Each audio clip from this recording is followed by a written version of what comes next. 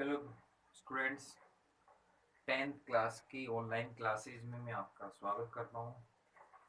पिछली बार अपन ने श्वसन के बारे में पढ़ा था। आज पढ़ते हैं अपन मानव श्वसन तंत्र। ठीक है, तो श्वसन तंत्र होता क्या है? श्वसन की क्रिया में काम में आने वाले सभी अंग मिलकर के जिस तंत्र का निर्माण करते हैं उसे क्या कहते हैं? श्वसन तंत्र कहते हैं। कोई दिक्कत है? नहीं है। अब आता है मानव श्वसन तंत्र होते हैं ना, उसके 3 भाग होते हैं। ऊपरी श्वसन तंत्र, निचला श्वसन तंत्र और तीसरा है श्वसन मांसपेशियां। ये 3 भागों से मिलकर के मानव श्वसन तंत्र बना। बात करते हैं ऊपरी श्वसन तंत्र में। इसमें क्या आता है? नासिका, इसको नाक को कहते हैं, नोज। नासिका, मुख भी है, मुख है, और ग्रसनी और स्वर यंत्र, ये 4 भाग मिलकर के ऊपरी श्वसन तंत्र का निर्माण करते हैं। जबकि निचला श्वसन तंत्र में आता है श्वास नली। श्वास नली के बाद श्वसनी और श्वसनिकाएं होती हैं, ये सब श्वास नली के भाग है। फिर आते हैं फेफड़े। ये संरचनाएं मिलकर के निचले श्वसन तंत्र का निर्माण करती है। और आती है श्वसन मांसपेशियां, जिसमें आते हैं फेफड़े है, डायफ्राम, और आएंगे श्वसन मांसपेशियां जो पसलियों में पाई जाती है। ये दोनों तीनों भाग मिलकर के श्वसन तंत्र का निर्माण करते हैं। ठीक है, अब देख लो, चित्र देखते हैं अपन। तो ये क्या है? नासिका है, ये मुख है, ये ग्रसनी है। ग्रसनी पहले भी पढ़ चुके हैं पाचन तंत्र में। ये स्वर यंत्र है, जिसको लैरिंक्स भी कहते हैं। स्वर यंत्र के बाद श्वास नली है, ये फेफड़े, दायां फेफड़ा बायां फेफड़ा। अब श्वास नली भी क्या होती है? 2 भागों में बढ़ जाती है, इसको श्वसनी कहते हैं। फिर श्वसनी जब फेफड़ों में प्रवेश करती है तो अनेक नई छोटी शाखाओं में बढ़ जाती है, इनको बोलते हैं श्वसनिकाएं। ठीक है, और ये फेफड़े हैं। और ये क्या होते हैं? डायफ्राम के, क्या है भाई? डायफ्राम। डायफ्राम मोक्ष गुहा में फेफड़े स्थित होते हैं। ठीक है, चित्र को आप बनाएंगे तो इसकी परिभाषा देखते हैं। सबसे पहले परिभाषा के अंदर आप डायग्राम को देख ले अच्छी तरह से। तो देखते हैं श्वसन तंत्र की परिभाषा। पहले तो श्वसन तंत्र, मानव श्वसन तंत्र। श्वसन तंत्र होता क्या है?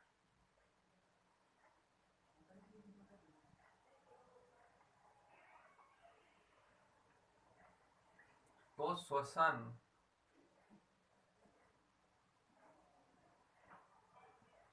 में काम में, श्वसन के काम में, श्वसन में काम में आने वाले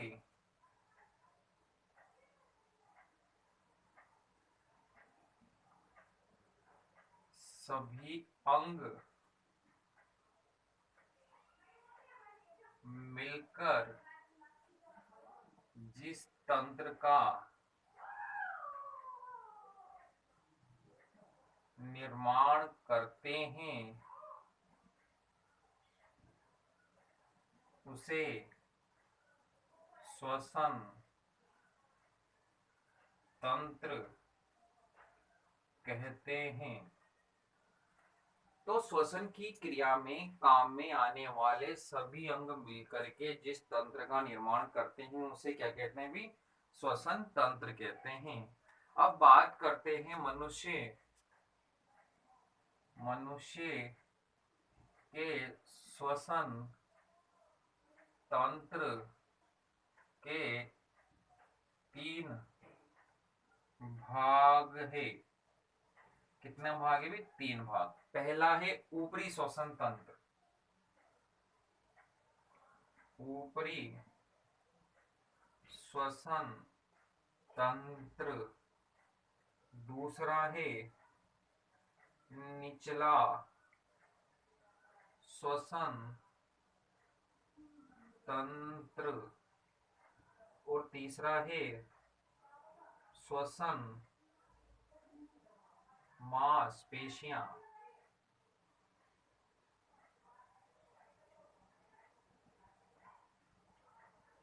ये तीनों मिलकर के ऊपरी श्वसन तंत्र, इसमें कौन आता है, नासिका, मुख, ग्रसनी और स्वरयंत्र, चार भाग आते हैं ऊपरी। जबकि निचली श्वसन में क्या आती है, श्वास नली, श्वसनी, श्वसनिका और फेफड़े। और आता है श्वसन मांसपेशी, इसमें डायफ्राम और पसलियों की जो मांसपेशियां आती है वो आती है, अंतरा प्रसुक पेशियां वगैरह आती है। देख ले ये तीन भाग,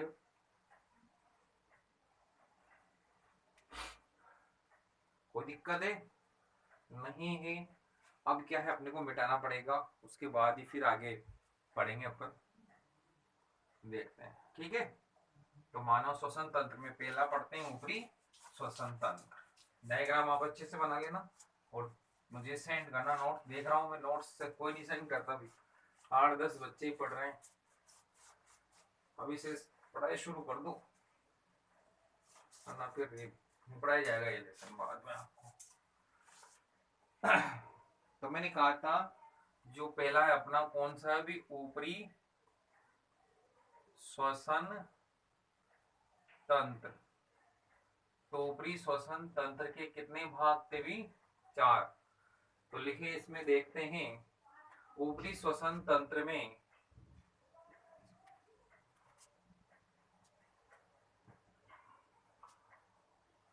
ऊपरी श्वसन तंत्र में मुख्य रूप से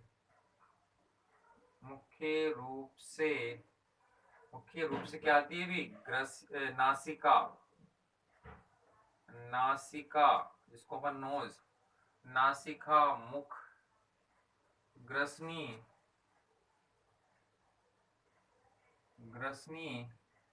व स्वरयंत्र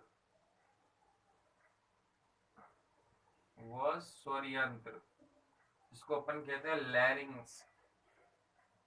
लैरिंग्स स्वर यंत्र कार्य करते हैं।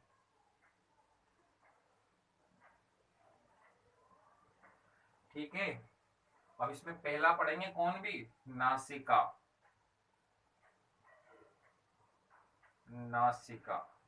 तो मानव में एक जोड़ी नासिका पाई जाती है, नाक, ये नासा छिद्र होते हैं, एक जोड़ी नासा दो पाया जाता है ना, एक जोड़ी नासा पाए जाते हैं। तो ये पट्ट द्वारा, हड्डी के द्वारा अलग अलग रहते हैं।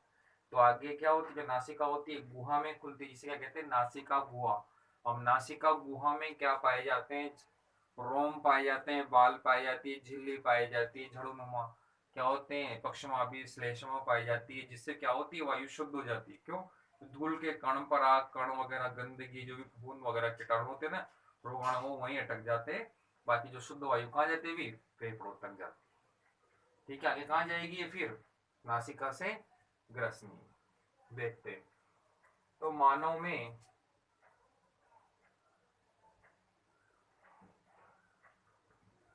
एक जोड़ी नासा द्वार या एक जोड़ी नासिका,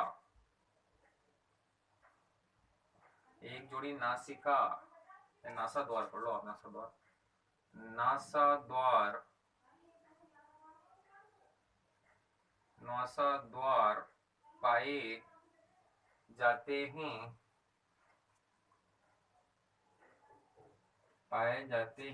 यह आगे एक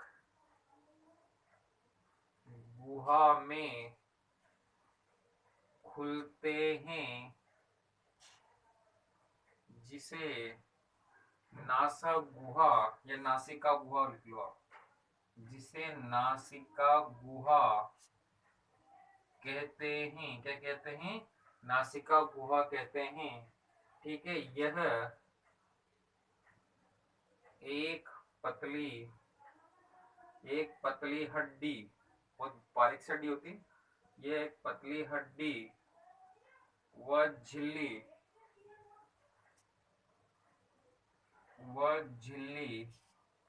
वो एक हड्डी पतली झिल्ली के द्वारा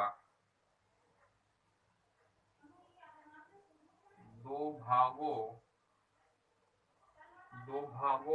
में विभक्त होते हैं। ठीक है, कोई दिक्कत है? मानव एक जोड़ी नासा द्वार पाए जाते हैं या कि गुहा में खुलते हैं, जिसे क्या कहते हैं? भी डायग्राम रहे, नासा गुहा कहते हैं। नासिका गुहा क्या है? पतली हड्डी व झिल्ली के द्वारा क्या होती है? दो भागों में विभक्त रहती है। अब आता है नासिका गुहा में क्या होते हैं? भी महीन बाल वगैरह, श्लेष्मा या झाड़ूनुमा क्या पाए जाते हैं? पक्षमाप पाए जाते हैं, जो क्या कर लेते हैं? जो वायु के अंदर पराग कण होते हैं, धूल के कण होते हैं, रोगाणु होते हैं या फफूंदी होते हैं, उनको रोक लेते हैं और शुद्ध वायु कहाँ पहुंचाते हैं? सांस नली में पहुंचाते हैं, ताकि मनुष्य में फेफड़े गंदगी अंदर नहीं जाए फेफड़ों। ठीक है, देखते हैं नासिका गुहा के पृष्ठभाग में, पृष्ठ मतलब आगे पीछे की तरफ, नासिका गुहा के पृष्ठभाग में, नासिका गुहा के पृष्ठभाग में नासाग्रसनी, ध्यान ना, नासाग्रसनी, नासा गुहा या नासा के नासा छिद्रों के, नासा होते ना नासिका, नासा गुहा के पीछे की तरफ जो खाली स्थान उसके क्या कहते हैं? नासाग्रसनी। मुख गुहा के पीछे मुखग्रसनी। तो नासिका गुहा के पृष्ठभाग में नासाग्रसनी, ये क्या होता है? नासा गुहा का पृष्ठभाग, पृष्ठभाग नासाग्रसनी में खुलता है। कहाँ खुलता है भी? नासाग्रसनी में खुलता है। अब जो नासा गुहा है ना, वो आगे कहाँ खुलेगी? नासाग्रसनी में। और मैंने कहा था नासा गुहा में, नासिका गुहा में पाए जाने वाले, पाए जाने वाले महीन बाल, पतली पतली झिल्ली, झिल्ली के होने, पतली झिल्ली के होने वाला, पतली झिल्ली में कर लेना है, पतली झिल्ली में होने वाला रक्त प्रवाह, मिटाना पड़ेगा, पतली झिल्ली में होने वाला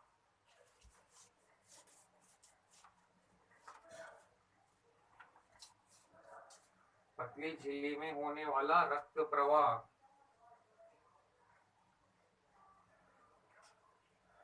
रक्त प्रवाह, रक्त प्रवाह के अलावा झाड़ूनुमा,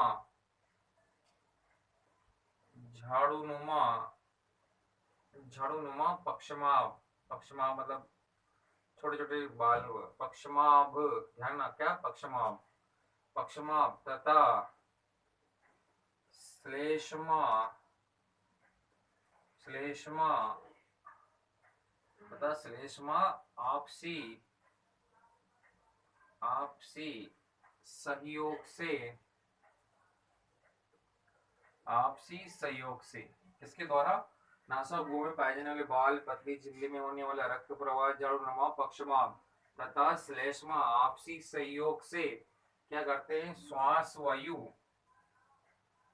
श्वास वायु में, श्वास वायु में धूल के कण, धूल, श्वास वायु में धूल के कण, कोमा पराग कण, पराग कण जो पौधे के पाए जाते हैं, एलर्जी उत्पन्न करते हैं, पराग कण, फफूंद,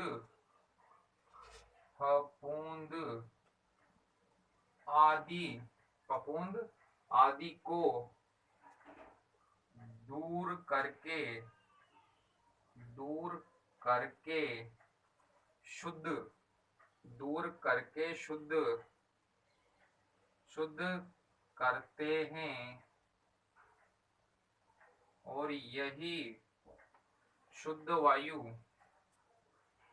और यही शुद्ध वायु क्या करती है भाई? यही शुद्ध वायु फेफड़ों में प्रवेश करती है। मैंने कहा था शुद्ध नहीं होगी, यही शुद्ध वायु फेफड़ों में प्रवेश करेगी।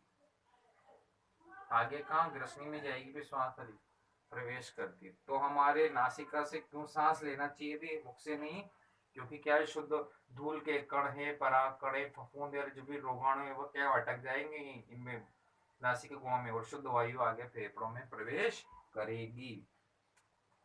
ये हो गया हमारा नासिका। तो नासिका के बाद दूसरा भाग कौन सा बताया था मैंने? मुख। ठीक है, मुख बताया था। अब मुख ध्यान देने वाली बात है, मुख पहले में कोई दिक्कत नहीं है, नहीं है ना अभी? पढ़ोगे लिखोगे तो सब समझ में आ जाएगा। देखो साइंस, और एक दिन में साइंस समझ में नहीं आती, धीरे धीरे समझ में आती है। लिख करके याद करो, पढ़ करके याद करो, ठीक है? कोई दिक्कत है नहीं। दूसरा है अपना भाग मुख। कौन सा वाला है? मुख। कोई दिक्कत है नहीं है? मुख। तो मैं ध्यान ना, मुख क्या है? प्राथमिक श्वसन अंगी है। द्वितीयक है। द्वितीयक क्या है? जरूरत पड़ेगी जब नासिका बंद हो जाएंगे तो मुख से श्वास ले सकते हैं। ठीक है, मुंह से भी सांस ले सकते हैं, परंतु मुंह से सांस नहीं लेना चाहिए। क्यों? क्योंकि देखो मैंने कहा था नासिका से क्या होती है? धूल के कणों को रोक लेती है, शुद्ध वायु फेफड़े में जाएगी। अगर मुंह से सांस लेंगे क्या हो जाएगा? धूल के कण थोड़ी रुक पाएंगे, धूल के कण वगैरह रोगाणु फफूंद वगैरह चल जाएगी, जैसे फेफड़ों में जाएंगे। फेफड़ों में जाएंगे तो क्या करें? बीमारी उत्पन्न करेगा। तब मुख से सांस लेना क्या है? भी हानिकारक है। तो देखते हैं मुख। मुख श्वसन, मुख श्वसन तंत्र। मुख श्वसन तंत्र में एक द्वितीयक, एक द्वितीयक अंग, अंग की तरह कार्य करता है, अर्थात ये सांस भी ले सकता है, ठीक है, की तरह कार्य करता है। श्वास लेने, श्वास लेने, श्वास लेने, श्वास लेने में मुख्य, मुख्य भूमिका, मुख्य श्वास लेने में, श्वास लेने में मुख्य भूमिका ग्रसी नासिका, नासिका की होती है। ध्यान, वही मुख्य भूमिका निभाता है, परंतु, परंतु आवश्यकता, आवश्यकता पड़ने पर, परंतु आवश्यकता पड़ने पर मुख से भी, मुख से भी श्वास ले सकते हैं। इससे भी सांस ले सकते हैं, भी मुख से भी सांस लेते हैं, परंतु इंपोर्टेंट क्वेश्चन आता है भी मुख से श्वास लेना क्यों हानिकारक है? परंतु, परंतु यदि, परंतु यदि हम मुख से श्वास लेते हैं, ठीक है, श्वास लेते हैं तो वायु, लेते हैं तो वायु, तो वायु ग्रसिका, तो वायु नासिका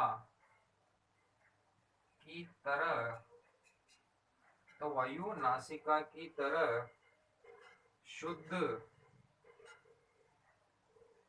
नहीं होती है। यह स्वास्थ्य के लिए